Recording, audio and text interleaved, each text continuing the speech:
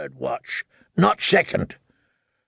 Third watch, the big man said through hair and frozen snot. Me and Softfoot. I remember, chat. The moon would be black tonight, and they had jiggered the watches so as to have 8 of their own standing sentry, with 2 more guarding the horses. It wasn't going to get much riper than that. Besides, the wildlings could be upon them any day now. Chet meant to be well away from here before that happened. He meant to live. 300 sworn brothers of the Night's Watch had ridden north, 200 from Castle Black and another 100 from the Shadow Tower. It was the biggest ranging in living memory, near to 1/3 of the Watch's strength. They meant to find Ben Stark, Sir Waymar Royce, and the other rangers who'd gone missing, and discover why the wildlings were leaving their villages. Well, they were no closer to Stark and Royce than when they'd left the wall, but they'd learn where all the wildlings had gone, up into the icy heights of the god-forsaken Frostfangs. They could squat up there till the end of time, and it wouldn't prick Chet's boils none. But no, they were coming down the Milkwater. Chet raised his eyes, and there it was.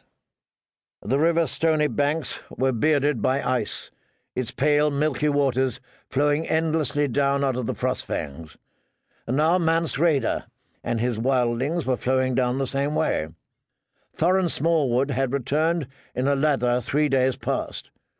While he was telling the old bear what his scouts had seen, his man, Kedge White-Eye, told the rest of them. "They're still well up the foothills, but they're coming," Kedge said, warming his hands over the fire. "Harma, the dog's head, has a van, the poxy bitch. Goldie crept up on her camp and saw her playing by the fire. That fool, Dumblejohn, wanted to pick her off with an arrow, but Smallwood had better sense." Chet spat. "How many were there, could you tell?" "Oh, many and more. 20, 30,000. We didn't stay to count. Harma had 500 in the van, every one a horse." The men around the fire exchanged uneasy looks. It was a rare thing to find even a dozen mounted wildlings, and 500? "Smallwood sent Bannon and me wide round the van to catch a peek at the main body," Kedge went on. "There was no end of them. They're moving slow as a frozen river, 4-5 miles a day, but they don't look like they mean to go back to their villages neither.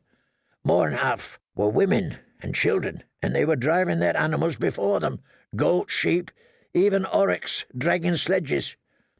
They'd loaded up with bales of fur and sides of meat, cages of chickens, butter churns and spinning wheels, every damn thing they own.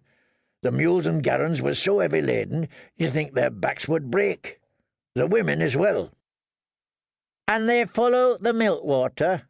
Lark the sister-man asked. "I said so, didn't I?" The Milkwater would take them past the Fist of the First Men, the ancient ring fort where the Night's Watch had made its camp.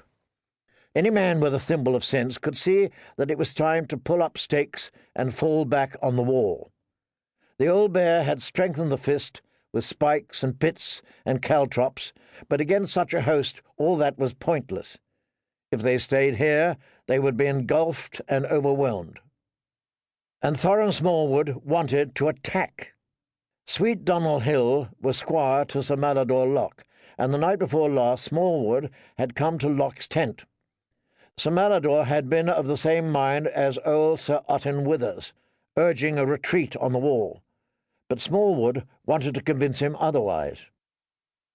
"This king beyond the wall will never look for so far north," Sweet Donald reported him saying, "and this great host of his is a shambling horde, full of useless mouths who won't know what end of a sword to hold. One blow will take all the fight out of them and send them howling back to their hovels for another 50 years. 300 against 30,000. Chet called that rank madness. And what was madder still was that Sir Malador had been persuaded, and the two of them together were on the point of persuading the old bear. "If we wait too long, this chance may be lost, never to come again."